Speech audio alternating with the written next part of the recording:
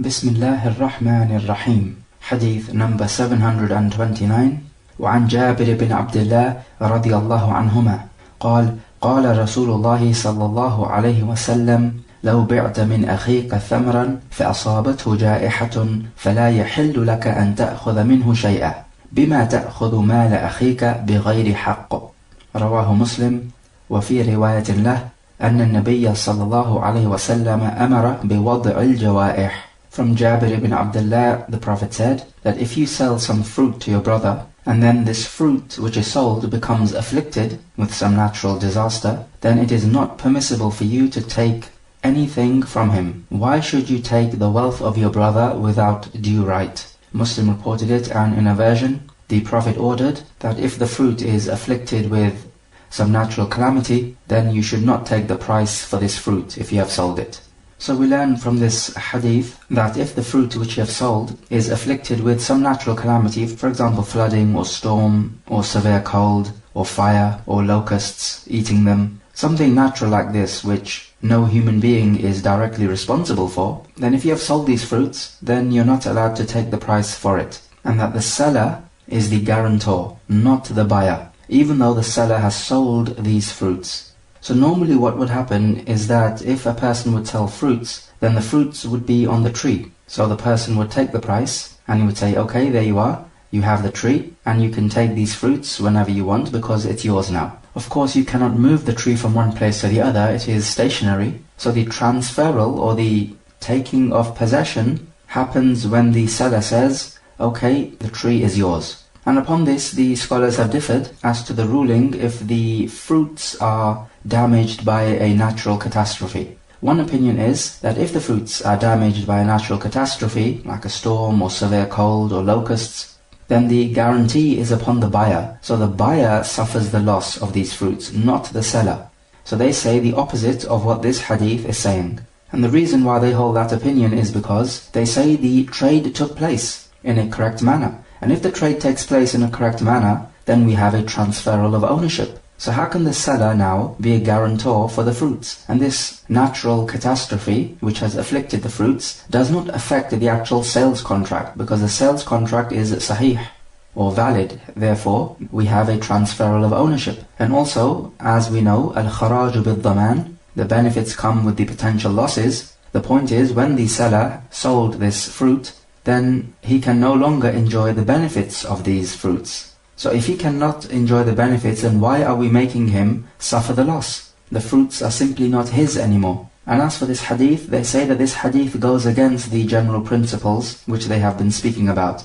For example, al-kharaju bid-daman, and the fact that we have a transferal of ownership. So the scholars of this opinion do not take from this hadith. The other opinion is that we go by this hadith, and we do not say that this hadith is against the general principles, because the ahadith in and of themselves are the general principles, meaning they form the general principles of Islam in and of themselves. So it is not possible for a hadith to go against a general principle, because general principles are only extracted from the ahadith. So in other words, we must not twist the ahadith to agree with the general principles, rather we extract the general principles from the ahadith. And secondly, we can argue that this hadith is in fact in accordance with the general principles. Otherwise we could argue that even a leasing contract goes against the principles, because if you put up a flat for rent, then you are selling the benefits of the flat, you are not selling the flat itself. But this is selling something which is unknown, because the benefits of the flat are unknown. Because the point is that the benefits of the flat will come bit by bit, time after time, day after day. And this is what you're selling to the one who's renting your flat. But these benefits, because they're going to come in the future, are unknown. So we can see that there is some jahala involved in this. So do we say that leasing contracts are against the principles as well? And likewise with the Salam, in which you pay the price in advance and you will receive the fruits or whatever product you want at a later date. This is also unknown, because the fruits which you will receive are not present right now. So there's an element of uncertainty involved here, as the fruits are not present and you cannot see them. But we cannot say that these types of contracts go against the asl, because the ahadith are the asl. And then secondly, we can argue that the hadith about the calamity afflicting the fruits it is in accordance with the asl because the buyer bought these fruits to eat. So there is no benefit or there is no point now in the seller saying, this is a tree and you can take it and eat from the fruits whenever you want. Because the whole point about the seller letting go of the tree so that the buyer can use it is because the buyer wants to eat from the fruits. But because he cannot eat from the fruits now, we say, what is the point of the seller letting go of the fruit tree? This is different to, let's say, selling a house, where the seller would say, okay, this house now belongs to you.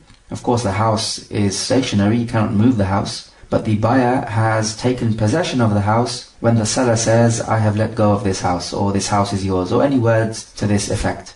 Now we have a case of the buyer taking possession of the house. So he enjoys the benefits of the house, and he will bear any losses. And it has nothing to do with the seller whatsoever now. But it's different with the fruits. Because with the fruits now we have a specific text which tells us that if they are afflicted with a natural calamity, then the seller is not allowed to take the price. Whereas if he sold a house and it was afflicted by a natural calamity, let's say a storm or a tornado, then if the buyer took possession of the house, he would bear the losses, not the seller. So notice the difference. And you remember before we did speak about who bears the loss when the item is damaged. So at this point here we say that if the fruits are damaged because of the actions of the buyer, then the buyer bears the loss, because here it is not a natural calamity. For example, the buyer does not know how to pick the fruits properly, or he does not know how to deal with the fruits properly, and they become damaged. So now the buyer cannot say to the seller, you are not allowed to take the price from me. Notice that this hadith talks about fruits, but we can also include in this the crops which grow in the fields. Because all of this is of the same type. They can all be afflicted with a natural calamity. What if these fruits are afflicted by a third party? So a third party damages them. So in this case we say, just as we said before, that if this third party or this third person is somebody whom you cannot make as a guarantor, so that you cannot take him to account, then this takes the same ruling as a natural calamity, so that the seller bears the loss and he's not allowed to take the price. For example, if these fruits are damaged by an invading Kafir army who is at war with the Muslims, then of course you cannot take these people to a court. Or for example, if the ruler destroys these fruits, then you cannot take him to the court. So in cases like these, the seller would bear the loss, and it takes the same ruling as a natural calamity. If this third person is somebody you can take to the court, then in this case we say that the buyer has a choice, and he can annul the contract. And if he annuls the contract, then the seller will go to the third party and take his money back from him. Or for example, the buyer can go to the third party and demand that this third party buy him some similar fruits which he has destroyed. What if an animal destroys these fruits? Then if the owner of this animal is unknown, then this takes the same ruling as a natural calamity. If the owner of the animal is known, and it is found that the owner was guilty of negligence on his part, then the owner can be taken to account. What happens if the seller says to the buyer, okay, the tree is yours for the taking, but the buyer delays in picking the fruits. So he delays picking the fruits from its proper time, and then we have a natural calamity which afflicts the fruit. In this case, we say that even though it was a natural calamity, but the responsibility is upon the buyer, because the buyer was negligent and he did not play his part. He should have picked the fruits before, and because he delayed so much, then he becomes responsible. What happens if part of the fruit is destroyed by a natural calamity and the other part is not? Then in this case the buyer would pay a fraction of the price to the seller. So if half the fruits are destroyed, he will pay half the price. And of course when we say destroyed, we mean destroyed by a natural calamity. If half the fruits are destroyed through his own fault, then he will have to pay the full price. And also we can take from this hadith that Al-Islam is a deen of justice, in that it does not allow anyone to be oppressed or wronged. So here this hadith is guarding the rights of the buyer. And we can also find this justice in the qisas as well, in that this deen of Al-Islam orders that the retaliation be like for like. As Allah says, وَمَنِ اعْتَدَى عَلَيْكُمْ فَاعْتَدُوا عَلَيْهِ بِمِثْلِ مَا اعْتَدَى عَلَيْكُمْ. For example, we had a case where a Yahudi crushed the head of a servant girl because he wanted some jewelry which she had. So as the girl was dying, they asked her, who killed you? And she could not speak, so they mentioned some names. until they mentioned the name of a Yahudi, and she nodded with her head. So the Prophet ordered that the head of this Yahudi be crushed between two rocks, just as he killed the girl. So this is how, if somebody transgresses against you, you transgress against him in the same way. And this is justice. Hadith 730. وعن ابن عمر رضي الله عنهما عن النبي صلى الله عليه وسلم أنه قال من ابتاع نخلا بعد أن تؤبر فثمرتها للبائع الذي باعها إلا أن يشترط المبتاع. متفق عليه. From Ibn Umar, the Prophet said, whoever sells a date palm tree after the seller has pollinated it, then its fruits are for the seller who sold them, except if the buyer stipulates otherwise. Muttafaqun alayh. So this pollination is when the owner of the tree would put the male part of the dead palm tree into the female part of the dead palm tree in order to produce the fruits. So the point here is that when he does this, he has performed an action and he is hoping for the result, which has made his heart attached to the fruit, because he is expecting his fruits and the result of his work. This is why the Sharia, in its wisdom, has allocated the fruits to the seller if he sells this tree after he has pollinated it. And this is the case unless the buyer stipulates otherwise, because the Muslims are bound by their conditions. So if they agree to a condition, then they must abide by it. And the consideration is not given to when the covering of the fruit opens up so that you can put the pollen in. Rather, the consideration is given to when the pollen is actually put in. Because some scholars say it is only when the covering of the fruit opens up that the fruit belongs to the seller. We say no, the consideration is not given to when the covering opens up. The consideration is given to when the seller actually pollinates the fruits. Because what happens is that the covering will open up first, and then the owner of the tree can put the male part of the tree into the female part in order to bring about the fruit. So if the covering has opened up and the owner of the tree has not pollinated the tree, then if he was to sell this tree, these fruits will belong to the buyer, not to the seller, because the seller in this case, who was the owner of the tree, has not actually treated these fruits. So he's not actually done anything with regards to these fruits, therefore his heart is not attached to these fruits. And so this is where we have to stick strictly to the hadith and the wording of the hadith, and not change the ruling around. And from this hadith we can learn that the Sharia does put into consideration the desires of the people, because in this hadith it gives the possession of the fruits to the seller who has pollinated the tree, because he's actually made an effort to bring about the fruits. And it's the same thing with acts of worship as well. For example, we have the hadith where the companion took a vow that if Allah conquers Mecca, for the Muslims he will pray in Al-Masjid Al-Aqsa. And the Prophet told him, you don't need to do this, you can pray here in the Al-Masjid Al-Haram. But he insisted on praying in the Masjid Al-Aqsa because his heart was attached to that place, because that's the place which he took the vow for. So for him his heart was attached to the Masjid Al-Aqsa, not the Masjid Al-Haram. And so when the man refused, the Prophet said, okay, it's up to you then. Similarly, how when Aisha could not perform the Umrah because she was menstruating, the Prophet told her that your tawaf and your sa'i would suffice you for both the Hajj and the Umrah. So you've combined two rituals all in one. However, her heart was attached to performing an independent Umrah.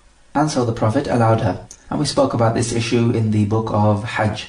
And likewise, if a family member dies, then you can mourn for them for 3 days. And this is perfectly understandable because your heart is attached to your family members. And it will be almost impossible for you to do anything else or to focus on anything else when a near family member has died. So you have a 3-day mourning period, except for the wife who mourns over her husband for 4 months and 10 days. And this is due to the great right which the husband has over his wife even after his death. What if we go the other way around to this hadith? The seller has not pollinated the tree, but he sells it before he's pollinated it, and he stipulates that the fruits should be for him. Remember, this hadith is saying that the fruits are going to be for the buyer because the seller has not pollinated it. But in this case, we're going the other way around. We say that this is permissible because what's happening here is that the seller is saying, I will sell you this tree except for the fruits. So what he's doing is just, he's keeping back some possession which already belonged to him, and he's letting go of the other part of his possession, which is the actual main tree.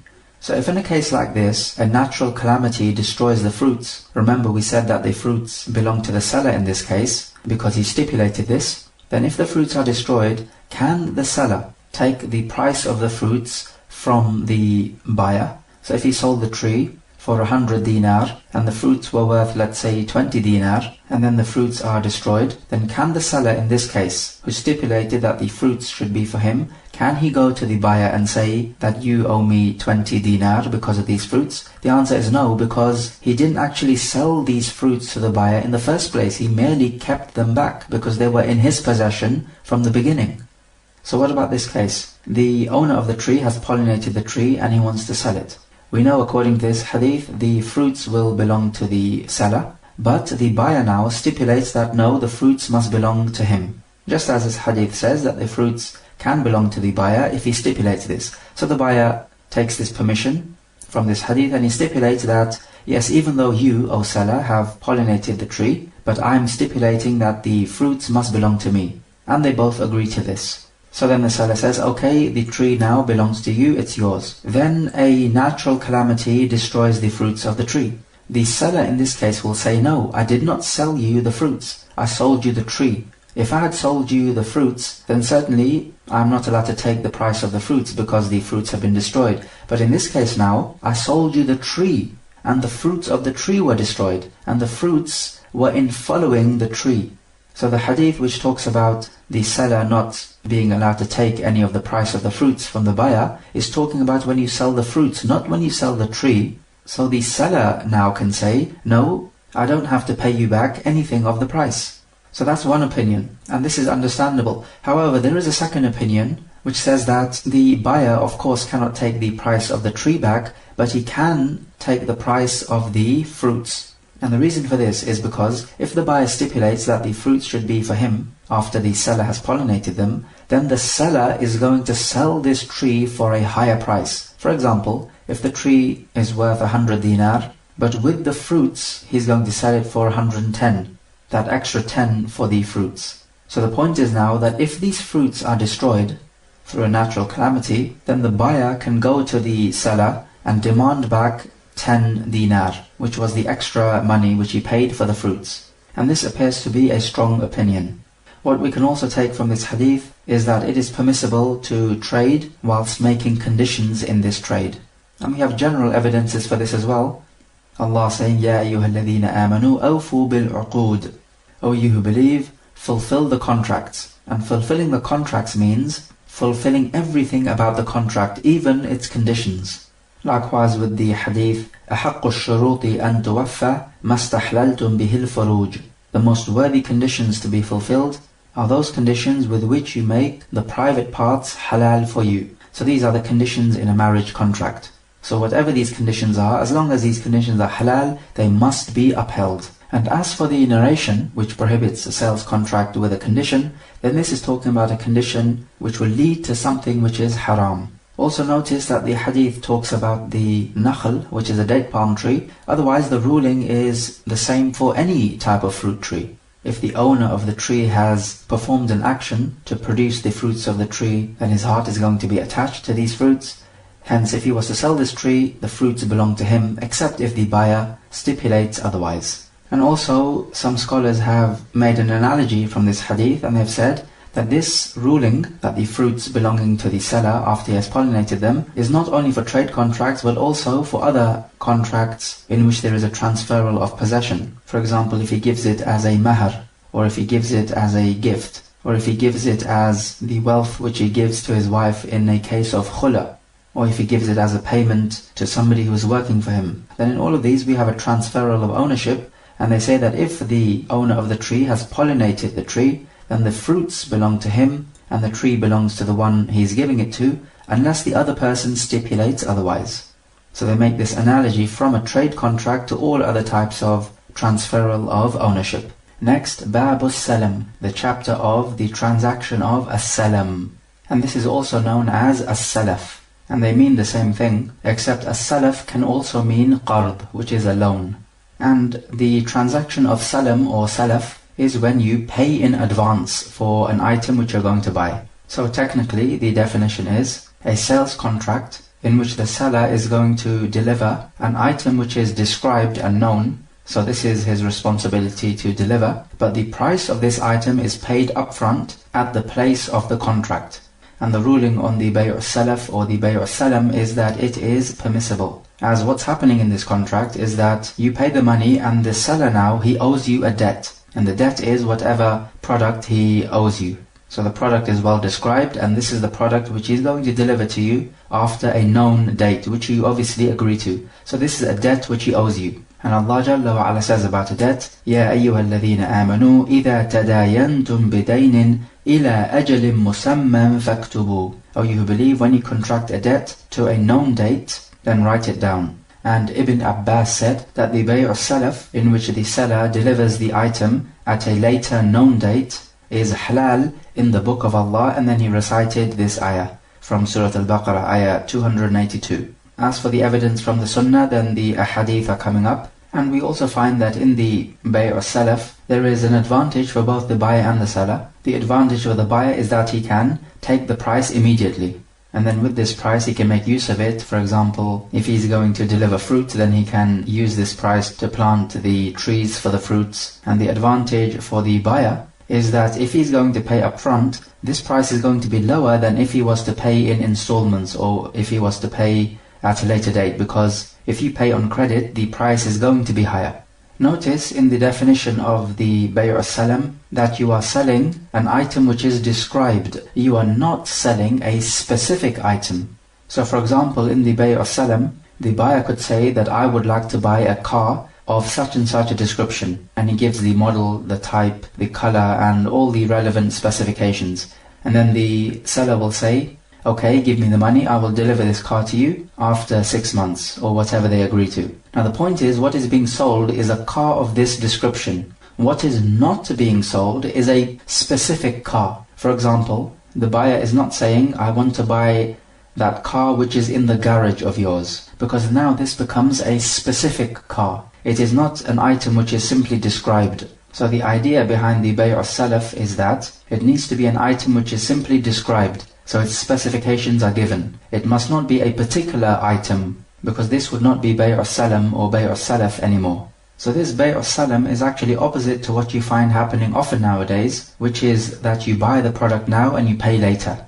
But in Bay' al-Salam, you pay now and you take the product later. So these are two ways. The third way is when you buy an item and you pay on the spot. And this is what you find normally happening in shops. You take the item to the counter and you pay the money and take the item. So there is no delay on either side. And then the fourth way is that both the item and the price are delayed. So a person says, I buy 100 sa of wheat from you, which you will give to me after 6 months, and I will give you the money after 6 months. So here now the buyer owes the price to the seller after 6 months, and the seller owes the wheat to the buyer after 6 months. So if you delay both of these, then this is impermissible, as it is selling a debt for a debt.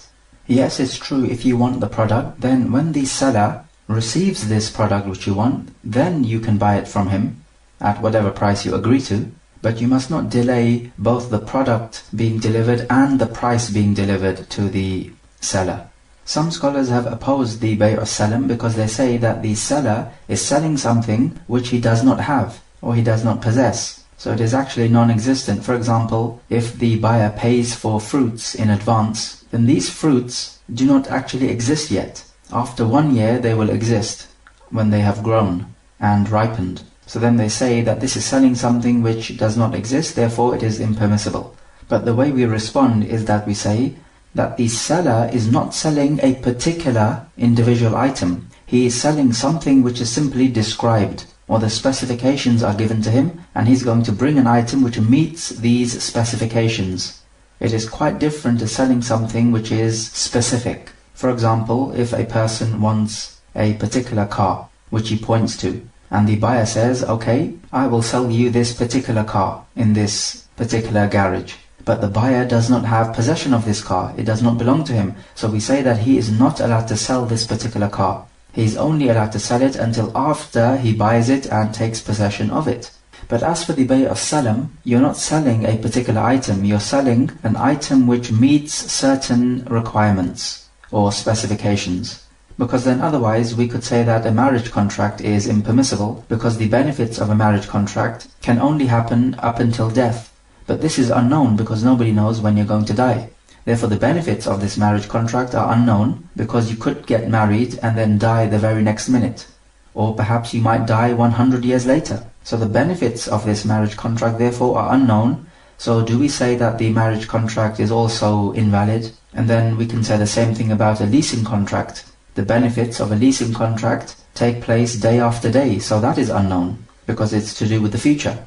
So if you were to sell something which you don't possess, then there is a gharar involved, because the buyer is not sure now if he will be able to take this item off you, because you don't possess it. Whereas in the Bay' Salam, if for example the buyer is buying some dates, then even if the date palm trees are destroyed, the contract is still valid, because the seller is obligated to deliver items which meet a certain specification.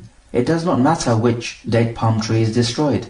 The contract is still valid, and he still has to bring you those particular types of dates which you agreed to. Hadith number 731. وعن ابن عباس رضي الله عنهما قال: قدم النبي صلى الله عليه وسلم المدينة وهم يسلفون في الثمار السنة والسنتين، فقال: من أسلف في تمر فليسلف في كيل معلوم ووزن معلوم إلى أجل معلوم، متفق عليه. وللبخاري: من أسلف في شيء. From Ibn Abbas, he says that the Prophet came to Al-Madinah and the people would be paying in advance for fruits. They would be paying 1 or 2 years in advance. And so the Prophet said, whoever pays in advance for dried dates, then let him do so for a known kail or a measure of dates and a known weight, and up to a known period. So the period of delivery must be known. Muttafaqun alayh. And in the wording of Al-Bukhari, the Prophet said, whoever pays in advance for anything. So this wording is more general than the first wording, which mentions dried dates specifically. Hadith 732. وعن عبد الرحمن بن أبي أبزة وعبد الله بن أبي أوفى رضي الله عنهما قال: كنا نصيب المغانم مع رسول الله صلى الله عليه وسلم، وكان يأتينا أنباط من أنباط الشام، فنسلفهم في الحنطة والشعير والزبيب، وفي رواية والزيت إلى أجل مسمى. قيل: أكان لهم زرع؟ قال: ما كنا نسألهم عن ذلك. رواه البخاري. From Abdurrahman ibn Abi Abza and Abdullah ibn Abi Awfa, they said that we used to attain the war booty with the Prophet, and a people whom they called Anbat from Sham used to come, and we would pay them in advance for wheat, barley and raisins. And in a version, and we would pay them in advance for oil to a known date, meaning the delivery date was known. And they were both asked, did these people, the Anbat, did they have a field and agriculture? And they replied, we did not ask them about that.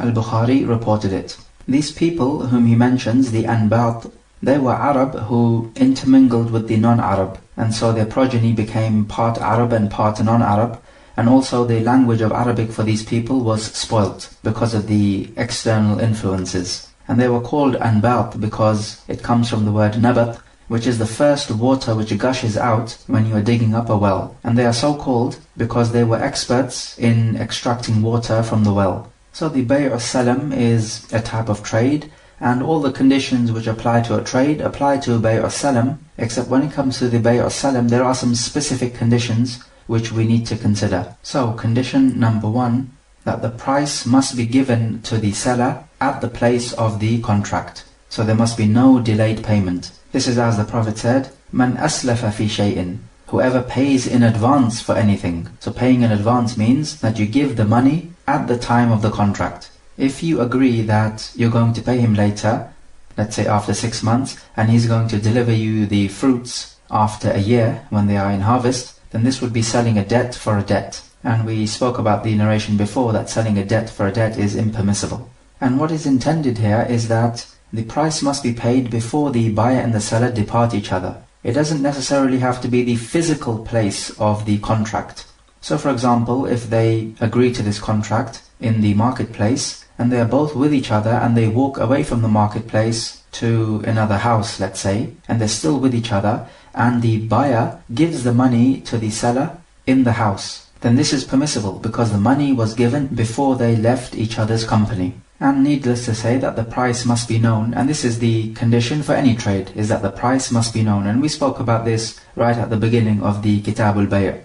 Condition number 2, that the item which is to be delivered should be an item whose description is constant and does not change dramatically.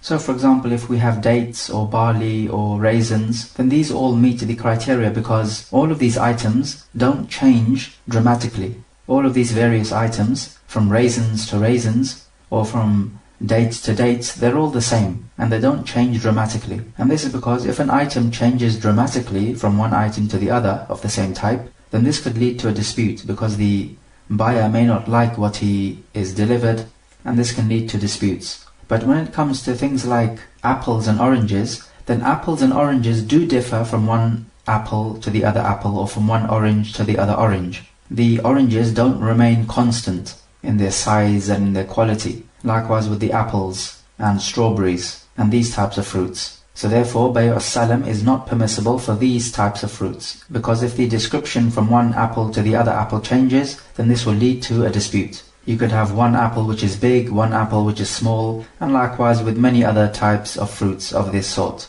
And likewise with onions and leek and similar things, the individual items of this type of food item vary greatly from one item to the other.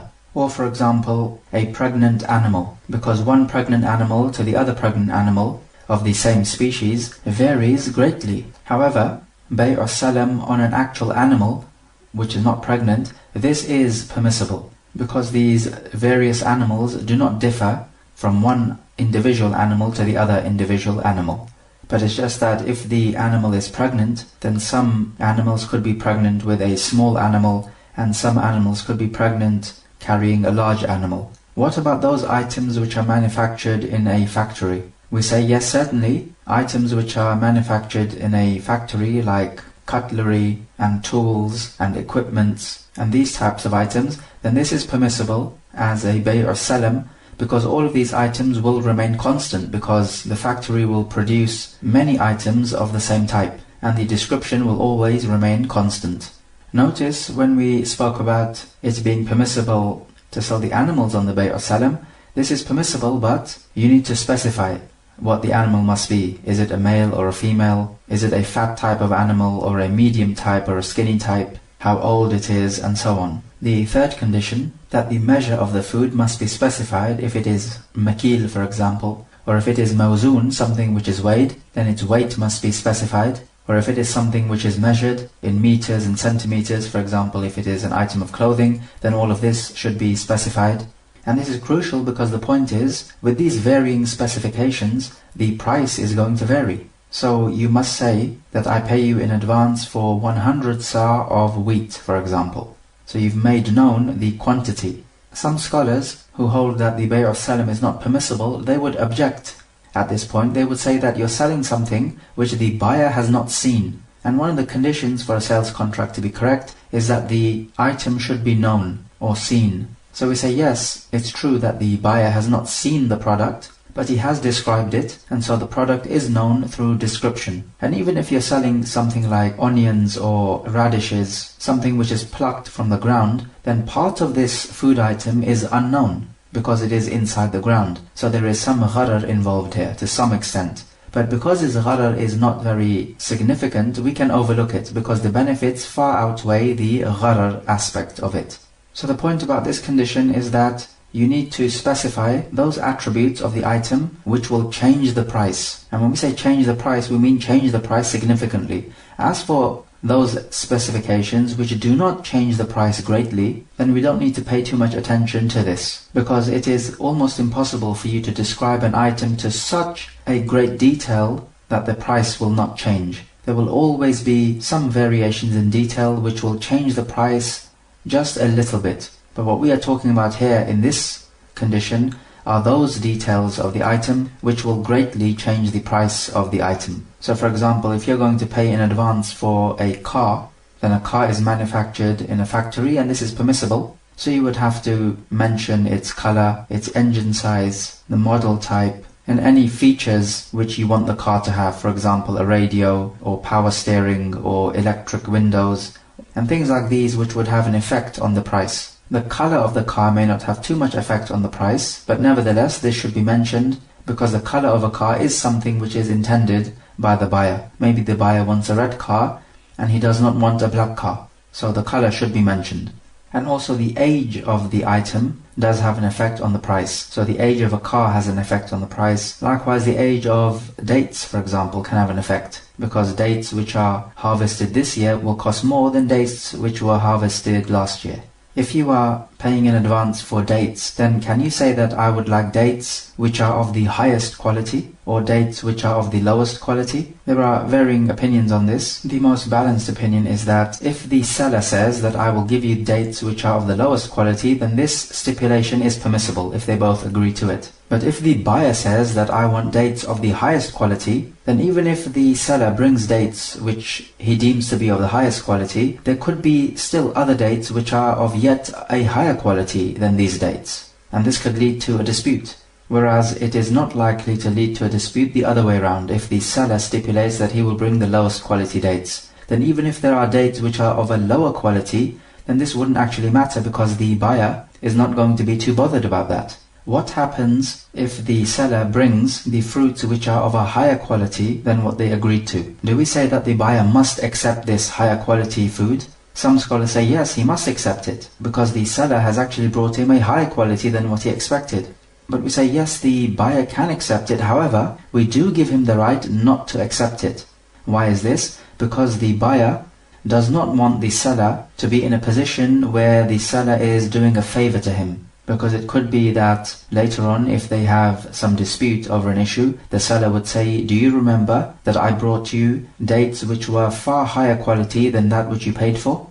Don't you remember that favor I did you? And now you treat me like this? So this is minna, when the person who does a favor reminds of the favors which he has done to the other person. So because of this, we give the buyer the right to refuse. What happens if the seller brings him an item other than the item which the buyer requested? So the item is completely different, meaning of a different type. For example, they agree that the seller will bring wheat after a year, but when the year elapses, he brings dates instead.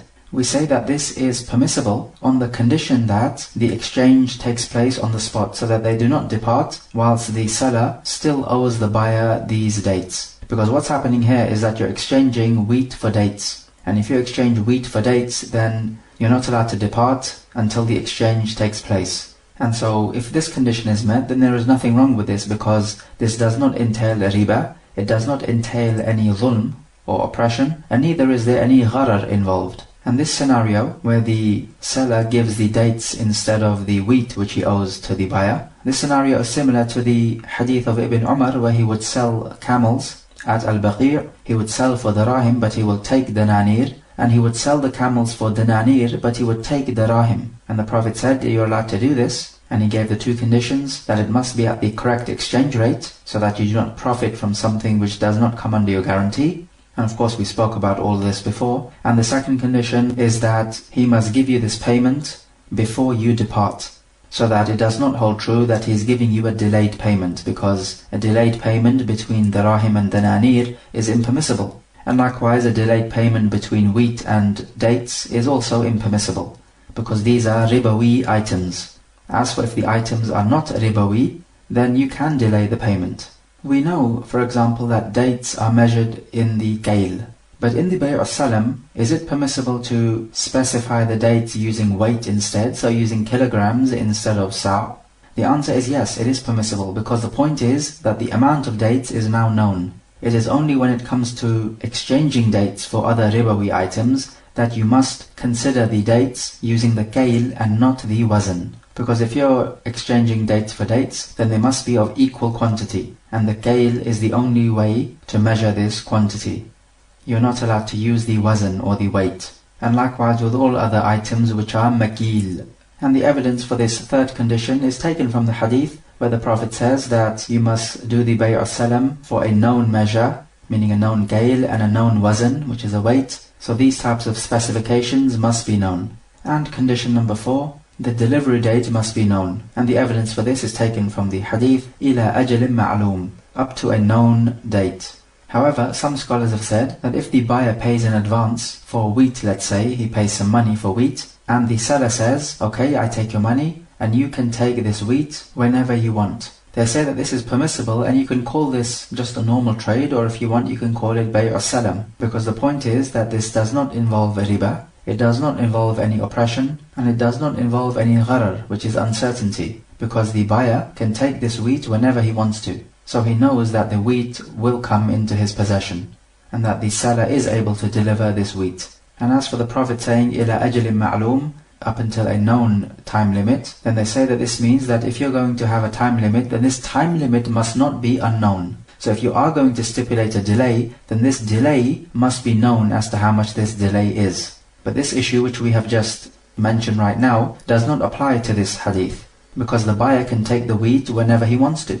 So it's like the wheat has been reserved for him. You could argue that this is not Salam anymore, because the point about the Salam or Salaf is that when the buyer gives the price, this price is going to be lower than if he was to pay on a delayed payment. And this delay needs to be of such a length such that it would have an effect on the price. So for example, if 1 sa' of wheat is worth 1 dirham, and if after 6 months it's still worth 1 dirham, then this is not from the Salam. The point about the Salam is that the delay must be so much that it would have an effect on the price. So the 1 sa' of wheat, if he was to pay after 1 year, he would be paying 2 dirahim. But if he pays now, he would be paying 1 dirham. So this period now definitely has an effect on the price of the product. So the delay must be of this sort of length. And the second condition is that this delay must be known. So is it after 1 year, is it after 2 years, or you can perhaps stipulate a date. So you can say you must deliver this 1 sa' of wheat to me on the 1st of Ramadan. And you can also say that you must deliver this wheat to me at the harvest time. So whenever the people start to harvest, then this is the time when the wheat is due. And some scholars say that this is not permissible because people harvest at different times. Some people will harvest early and some will harvest late. But we say there is no problem with this because the harvest time is generally known. What happens if the seller is unable to deliver the item?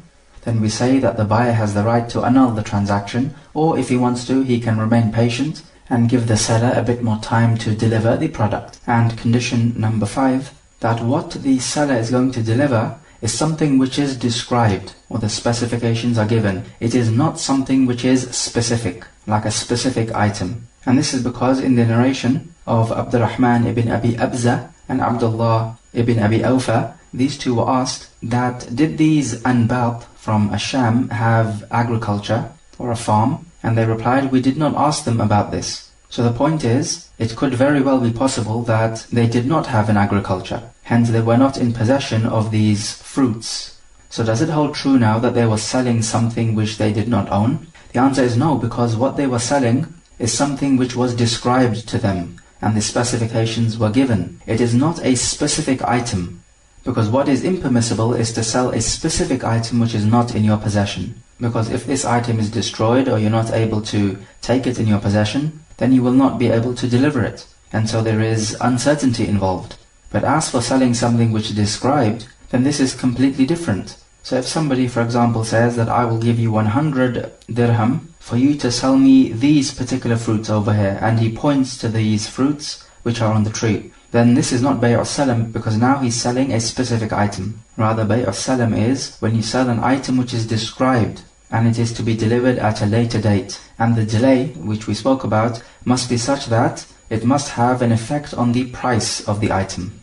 However, it is permissible for us to sell a specific item in the Salam, but this specific item will remain with the seller up until the delivery date. And the reason why we can say that this is permissible is because this is simply trade, and Allah has made trade halal, as He says, وَأَحَلَّ اللَّهُ الْبَيْعَ وَحَرَّمَ الرِّبَى. And also this type of trade is contracting a debt, because now the seller owes this item to the buyer, and he must pay it at a later date. So this is the debt upon the seller now. And Allah says about a debt, يَا أَيُّهَا الَّذِينَ آمَنُوا إِذَا تَدَايَنْتُمْ بِدَيْنٍ إِلَىٰ أَجْلٍ مُسَمًّى فَاكْتُبُوهُ. O you who believe, when you contract a debt to be paid at a known date, then write it down.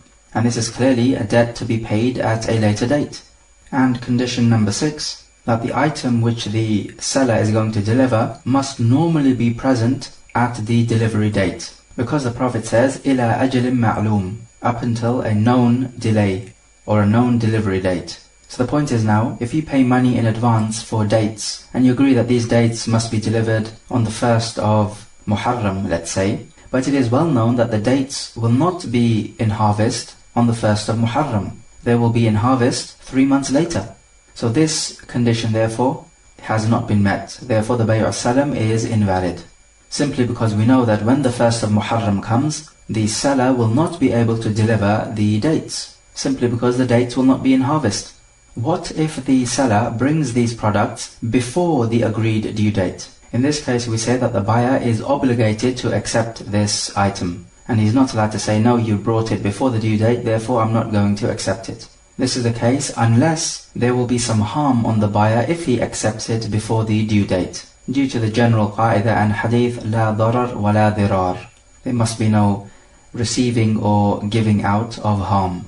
And when the seller delivers the item, where does he deliver it to the buyer? We say the place needs to be wherever they agreed to the contract. So if it was in the market, then the seller will deliver the product in the same market. However, we can say that the seller can deliver this item anywhere where they agree to. Another important issue pertaining to this topic is the question, is the buyer allowed to sell the item before he takes possession of it? So the buyer pays in advance for dates, let's say, 1 sa' of dates. This will be given to him after, let's say, 6 months. Now before he takes possession of these dates, after 6 months elapse, is he allowed to sell these dates? So this is basically him selling a debt which is owed to him. And we say that he's allowed to sell it as long as he does not profit from this, because these dates do not come under his guarantee, and so he's allowed to sell it back to the seller who owes him these dates, because you're allowed to sell the debt which is owed to you back to the person who owes you the debt, as long as you do not profit from this debt. So if this 1 sa' of dates is worth 100 dirahim, then you're not allowed to sell it back to the seller for 110 dirahim, because this 10 dirahim profit is impermissible. What if you sell it to somebody other than the seller, meaning the person who owes you this debt of the sa' of dates?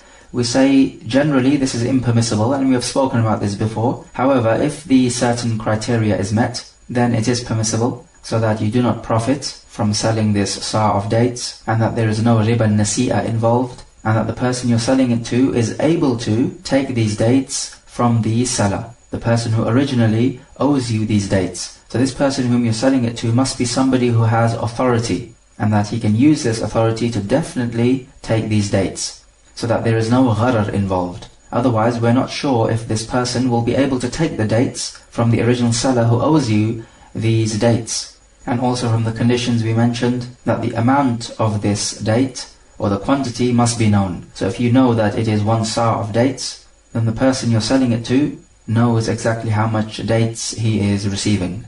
So if these conditions are met, then there is no problem in selling a debt to other than the one who owes you this debt. And some scholars have said it is not permissible to sell this 1 sa' of dates before you have taken possession of it. So before the 6 months elapse and you have taken possession of it. And they use the hadith found in the Sunan, Man aslama fi shay'in fala yasrifhu ila ghayrihi. Whoever pays in advance for something, then he's not allowed to change this item to something else. But this hadith is da'if, and so we don't take from this hadith. And likewise we can say that if a sa' of dates are owed to you, then you are allowed to give this sa' of dates as a gift as well. And giving a gift is much more flexible because it is not trade. So you're allowed to give a gift which you don't own, but you're not allowed to sell something which you do not own. Also what is permissible is al-hawala, which is when you transfer the debt. And to illustrate this, you pay in advance for 1 sa' of dates. Then when the time elapses, you go to the seller and you say, give me my 1 sa' of dates, which I paid you in advance for. And the seller says, I don't have these dates. However, there is another person who owes me 1 sa' of dates. So why don't you go to him and take your 1 sa' of dates from him rather than me, because I don't have these dates. So what he's done is that he's referred you to another person who owes him the debt. We say this is permissible. And the hadith pertaining to the hawala is coming up. Or what about this scenario? You pay in advance for 100 sa' of wheat to be paid after a year. When the year elapses, you go to the seller and you say, give me my 100 sa' of wheat. And the seller says, why don't we agree that I do not give you the 100 sa' of wheat, rather I give you darahim instead. Or for example, rather I give you barley instead, or perhaps rice instead. Just something other than wheat. Perhaps he does not have the wheat, but he does have, let's say, some other food items which he wants to give you. So some scholars say this is impermissible, and they take this from the hadith that whoever pays in advance for something, then he's not allowed to change it to something else. However, that hadith is weak, and we say that this is permissible, but on the condition that there must be no riba nasi'a involved, and that you must not profit from something which does not come under your guarantee. So, if he wants to give you barley instead, then what's happening here is that he is exchanging wheat for barley, because the wheat is owed to you, and instead of him giving you the wheat, he is giving you barley. So it's like you giving him the wheat which was owed to you, and he gives you barley in return. Now when you exchange wheat for barley, it must be a hand-to-hand exchange. Therefore we say that this is permissible, but he must pay you the barley before you leave company. So that's the first condition. The second condition is that you're not allowed to profit from this trade. So if you have 100 sa' of wheat which is owed to you, and 100 sa' of wheat is equal to, let's say, 90 sa' of barley, then you must take 90 sa' of barley. You are not allowed to take 95 sa' of barley, because then this extra 5 sa' you are profiting with. So therefore you're profiting from this wheat which has not come under your guarantee. And you'll remember that this is haram, profiting from that which does not come under your guarantee. Because the wheat has not been delivered to you by the seller, therefore the wheat comes under the guarantee of the seller. And so these two conditions are taken from the hadith of Ibn Umar, where he would sell the camels at al-Baqir. What about giving a rahan, or a pledge? So for example, the buyer says that I will pay you in advance for 100 sa' of wheat, so here's the money, and after a year you will pay me the 100 sa' of wheat. However, I want you, O seller, to give me a rahan, or a pledge, such that if you are unable to deliver the 100 sa' of wheat, then I can use this pledge which you have given me to take my money back. So the seller says, okay, you can have my car as a pledge, such that if after a year I cannot deliver the 100 sa' of wheat to you, then you can take your price back from the car. So by selling the car and taking your price back. So some scholars say that this is impermissible, because if the seller is unable to deliver the 100 sa' of wheat, then what's happening here is that the buyer, instead of receiving 100 sa' of wheat, he will be receiving the benefits of the car, or his price back. And so this will be changing the item to another item. And they say that this is impermissible because of the hadith, whoever pays in advance for something, then he's not allowed to change it to other than it. So he's not allowed to change the item. And in this case now, clearly you're changing the item. The wheat was owed to you, but as it happens now, you are taking the car. So you've changed the wheat to the car. But because this hadith is weak, we don't follow it, and we say that a pledge is permissible. So these were the 6 conditions which must be fulfilled for the bay' salam to be correct. And just to recap, number 1, that the price must be taken in full when conducting this contract. So it must be taken before they part company. And we're talking about the full price must be taken, and of course the price must be known as always. Secondly, the item to be delivered must be such that it does not vary greatly from one individual item to the other. So the individual items remain constant in their appearance and description. Number 3, the description of the item must be given in terms of its measure or weight or any other specifications which greatly affected the price. Otherwise, it will lead to much dispute. Number 4, the delivery date must be known, and this deferred payment must be long enough so as to have an effect on the actual price. Because remember, if you pay in advance, you pay less, and if you pay later on, you end up paying more. And that's how it is normally. Number 5, that the item must be something which is described and not a specific item. Because if it's a specific item, then you will be selling something which you do not possess, and that is haram. And number 6, the item must be something which is present at the time of the delivery date. Nowadays, we often find paying by installments. And the point is that if you pay in one lump sum, you pay less in total. But if you decide to pay in installments over a period of time, you end up paying more in total. So is this type of trade permissible? So for example, a person says, I sell you this computer for £500 if you pay me in cash now, but if you want to pay in installments, you can do so, but you end up paying £600 in installments. So you have the payment option, whichever one you want. So is this permissible? The answer is yes, because when you pay in installments, you're contracting a debt to a known date. And this is permissible, as Allah says, O you who believe, when you contract a debt to a known date, then write it down. And paying in installments is contracting a debt to a known date. And the seller has the right to charge you more if you're going to pay in installments, because it is more advantageous for the seller if he can take the money all in one go. But if you're going to delay, then he has the right to charge you more. What is not permissible for the seller is that if the debt is due on a particular date and the buyer does not have the money, then the seller is not allowed to increase this debt. This would be the riba of Jahiliyyah. It is permissible for the seller to stipulate that the merchandise remains with him as a pledge until the buyer finishes paying off the installments, so that the seller doesn't actually own this merchandise anymore because he sold it, but he's keeping it as a pledge, so that if the buyer is unable to pay the price, then he can take the price from the pledge. And a final point to end this topic off, we mentioned that Bay' Salam is when you pay the money up front, and that you're not allowed to delay paying the money, because if you delay the money, and the seller is going to obviously delay delivering the item, because that's what Bay' Salam is all about, then you're selling a debt for a debt. The debt which you owe is the money, and the debt which the seller owes you is the item, or the merchandise which he is going to deliver to you. However, we do have a type of trade called Bay'ul Istisna'. And what this is, it comes from the word sana'a, which means to manufacture something. So a person wants a particular item to be manufactured for him. So he goes to the manufacturer and he says, manufacture for me such and such an item with all of these specifications. And they agree to this contract and the price is agreed. But the price here will be delayed up until when the item is manufactured, ready to be delivered.